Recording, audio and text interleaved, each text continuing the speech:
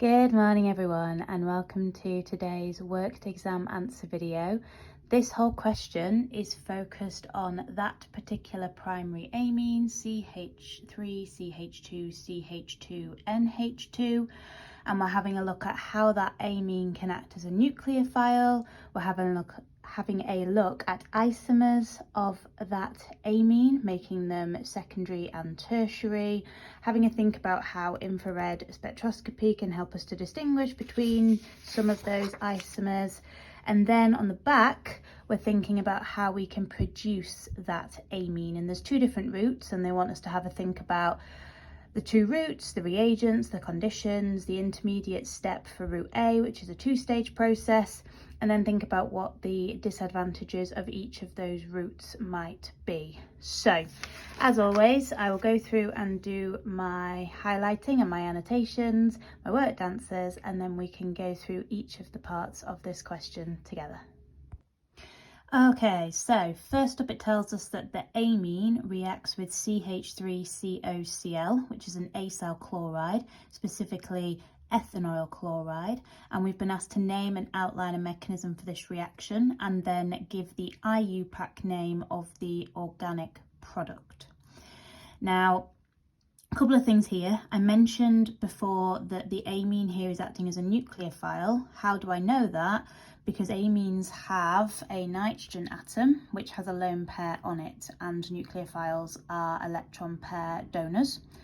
And the other clue is that we've got the polar C double bond O within the acyl chloride, and this reaction is going to be nucleophilic addition elimination, or rather this mechanism is going to be nucleophilic addition elimination. And in the first step we are doing the addition of the nucleophile. The nucleophile's nitrogen lone pair will attack the delta positive carbon of the C double bond O, and then the C double bond O will break to leave it as a single carbon to oxygen bond. Nothing is being removed, which is why that is our addition step. The second step is where the elimination comes in. So once you have added the nucleophile on, we can see that the CO bond is singular. The chlorine is still here at this point, but that is the atom that we're going to be eliminating. And the issue with using amines or ammonia as nucleophiles is that when they get added or substituted on, the nitrogen atom will be forming more bonds than it wants to. So nitrogen is much happier forming only 3 bonds and having its lone pair. Here its lone pair has been used to form this bond with the carbon. So in removing a hydrogen, we are able to return the electrons in that nitrogen-hydrogen bond to the nitrogen to give it back its lone pair, which it much prefers to have. We're going to reform the double bond so that we still have the carbonyl group present in the product, and then the chlorine will be eliminated. Now, when it comes to naming the organic product, there are 2 things that are produced. This delightful looking thing, but also the hydrogen that comes from the nucleophile as a H+, and the Cl, which leaves as a Cl-, will come together to make HCl. So when it says organic product, we're thinking about the one containing the carbon atoms, so this big thing here. Now, as a part of the mechanism, you don't have to draw the product. And I've said before, if you draw the product and you draw it wrong, you will be penalised and lose some of your mechanism marks. However, because we were naming it, I felt it would be helpful for me to draw it out so that I could show you how to go about naming it. So this is an amide, and anytime we react an amine with an acyl chloride, we will make an amide. There's a little bit of confusion sometimes as to the difference between an amine and an amide. An amine is based on ammonia. Here we have a primary amine because one of the H's has been replaced by the carbon chain. If we then have that NH2 or the NH with the carbon chain directly adjacent to a C double bond O, that's when it becomes an amide. So what I've tried to show on here is the different parts of the amide that lead to this name. So the amide group specifically is the C double bond O next to the NH. We've then got 2 carbons, including the C double bond O, and if that was then a H instead of the carbon chain, it would be called ethanamide. However, because we have got this carbon chain on the N, we've made an N substituted amide or a secondary amide. So we need to say what is present on this nitrogen. And that's where the N-propyl comes from, because we've got 1, 2, 3 carbons. So we use propyl, and if that was 2 carbons, it'd be ethyl, or 1 carbon methyl, etc. So that is N-propyl ethanamide, and that is the organic product, and that is part A complete. Moving on to part B, it says the isomers of the CH3, CH2, CH2, NH2 include another primary amine, a secondary amine, and a tertiary amine. We've got to draw the structures of the 3 of them and label each structure as primary, secondary, tertiary. Now, when we're thinking about isomers, we have obviously structural isomers or stereoisomers. In order to change our primary amine into a secondary or a tertiary, we're going to have to be moving the atoms around. So these are going to be structural isomers. Helpful potentially to have the molecular formula rather than just the formula of one of the isomers. So C3H9N might be useful. And another thing that I think would be really helpful is just starting your structures with the basics of what a primary amine has to be. So the nitrogen has 3 bonds coming out of it, and only one of them can be to a carbon. For a secondary amine, from the end we've got the 3 bonds and 2 of them need to be carbons, and in a tertiary we've got the nitrogen, and then that needs to be bonded to 3 carbons. And that really helps us to then deduce the structures of our isomers. Because we only have 3 carbons, the tertiary structure can only possibly be this. For the secondary, if we have to have carbons coming out of 2 positions from the nitrogen, we're going to have to put one as a methyl and the other as an ethyl. There's no other possible combinations for our secondary. And then the other primary, they've given us the straight chain version, so this is propyl amine. We can then either consider it, I guess, in 2 different ways: branching the carbon chain, or moving the NH2 group from the end carbon onto the middle. It's still primary because out of the nitrogen only comes 1 carbon, but this is no longer propyl amine. This would either be called methyl ethyl amine or 2-amino propane. I know it hasn't asked us to name them, but just so that you are aware of that. So my advice, molecular formula, get your basic amine, secondary amine, tertiary amine structures, and then it'll become a lot easier to see where you need to put those atoms. Now the next question on this page, part II, is getting us to use table 1 on the data sheet, which is the table of all of the peaks that you might see on an infrared spectrum. We have to explain how we could use table 1 and focus only on the range outside of the fingerprint region to distinguish between the secondary amine and the tertiary amine. Now, when we have a look on table 1, we can see that some of the bonds that they have listed are within the fingerprint region, and I would say that everything from 1500 centimeters to the -1 and smaller would be within the fingerprint region. So there is a carbon-carbon single bond in there, which would have been helpful in identifying our secondary amine, because we don't have a carbon-carbon single bond in our tertiary amine, but we can't use that because it goes in the fingerprint region. And the other reason why they've said that is so that you don't say, oh yeah, we could get the spectrum and run it through the computer systems and we can compare it against the database, because every single compound has a unique fingerprint region, just like us as humans have unique fingerprints. So that's why it's mentioned that. So looking at our 2 structures, the only difference that I can see is that the secondary amine, because it is secondary, still has a nitrogen to hydrogen bond, and in the tertiary it doesn't have one of those.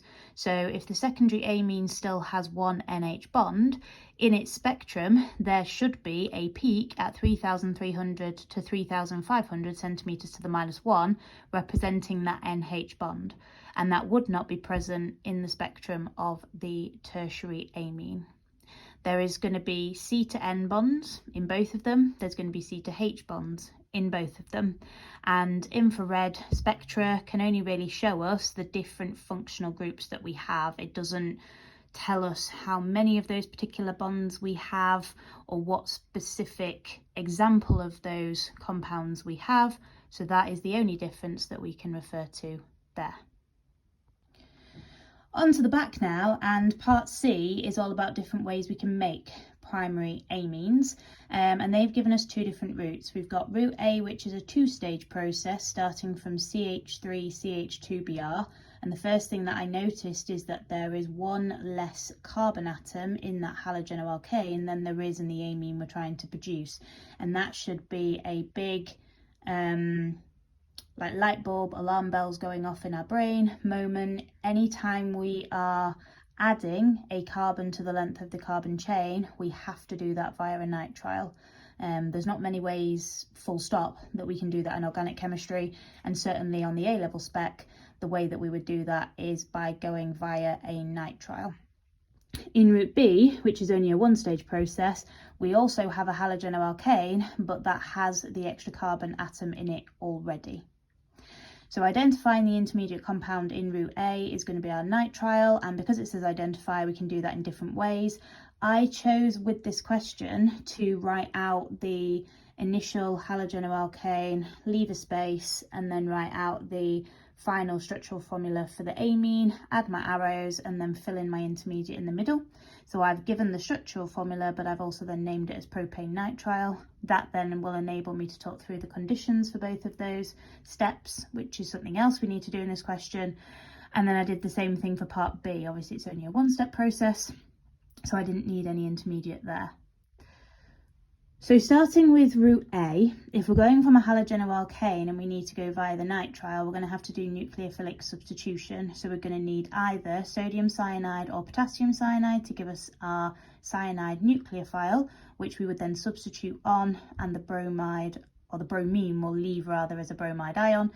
And we would have the sodium cyanide or the potassium cyanide in ethanol. And then to turn our nitrile into an amine, we need to open up the C triple bond end of the nitrile. So there is 3 bonds between that carbon and nitrogen, and what we want there to be is only 1 bond, so that we can then pop 2 hydrogens on that carbon and 2 hydrogens on the nitrogen. And we can do that in 2 ways.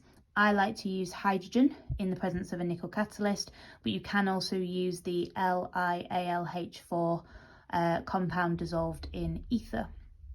So those would be my conditions for those 2 stages and the reagents that I would use. And then in B, if we're going from a halogenoalkane to a primary amine, again it would be nucleophilic substitution, but this time using ammonia, and we would need to use an excess of the ammonia, partly to ensure that we don't get left with the intermediate in that mechanism, which again is where the nitrogen is forming too many bonds. The second molecule of ammonia acts as a base to remove a proton from that nitrogen atom and again replenish its lone pair, but also using an excess of ammonia helps to ensure that we stop at the primary amine. Now amines are good nucleophiles, we've already seen that in part A of this question, so that primary amine could then act as a nucleophile and attack more of the halogenoalkane if the halogenoalkane was in excess. So we must use an excess of NH3 to stop further successive substitutions. And that leads me very nicely into the final part of this question, which is your disadvantages for each route. The disadvantage for route B is that we can get successive substitution occurring, and even if we were to use an excess of ammonia, it is not going to completely stop us from getting some further substitution reactions occurring. So we might end up with a bit of a mix of amine products, so you'd get your primary amine, plus you might also get a secondary or a tertiary and or a quaternary ammonium salt formed as well. So that's not brilliant, because then we're going to have to try and isolate the primary amine if that's what we're trying to get to. The disadvantage of route A is the fact that it's multi-step. And when we're thinking about multi-step processes, it's going to affect 2 things. Yield, because for every reaction you do, you might lose some of your product. Depending on how you're doing the reactions, it might be that it gets left in a test tube when you then pour it from one to another, or a beaker or another sort of, vessel of that nature. In other types of reactions, not this one, it could be because as you're doing the multiple different steps, we lose things in transfer between other types of vessels. It might be that one of the particular steps that you have to do in addition to kind of a single step route loses product through recrystallization or as a gas, or the powder escapes as you lift off the lid of the crucible, etc. The more steps you do, the more opportunities basically there are for us to lose some of our product. There's also, in a multi-step process, a lower percentage atom economy because we are making more waste products potentially. So we need to think about how many of the atoms that we start with go into making our desired product and what additional products we get. Now actually, the second step has a good atom economy because we are adding hydrogen across that carbon-nitrogen triple bond, and that should be the only product of that. So then it would be, I guess, a direct comparison between the atom economy for the first part of route A versus the atom economy for route B in terms of what that second product would be.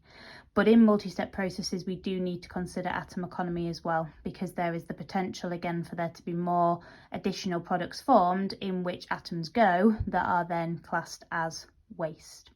So in this one, it would be more appropriate to suggest the percentage yield argument here. Hopefully, having a look at all the parts of that rather long 20-mark amine question has been useful. As always, if anybody has any questions, please do not hesitate to reach out and ask. Wishing you all a really lovely day. Thank you so much for watching, guys.